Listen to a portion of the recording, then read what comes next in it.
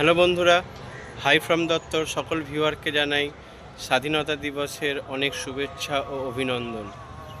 তবে সত্যিই কি আমরা স্বাধীনতা লাভ করেছি? না হলে এই ৭৮তম স্বাধীনতা দিবসে প্রাক্কালেও আমাদের মধ্যরাতে পথে নামতে হয় নারী স্বাধীনতার জন্য।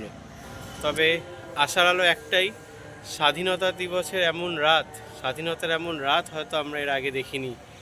এই মধ্যরাতে স্বাধীনতা রাস্তার মোড়ে মোড়ে নাচ বা গানের মধ্যে দিয়ে স্বাধীনতার উদযাপন নয়, এই স্বাধীনতা রাজপথে, মহানগরীর রাজপথে নারী শক্তির গর্জনের মধ্যে দিয়ে উদযাপিত হয়েছে।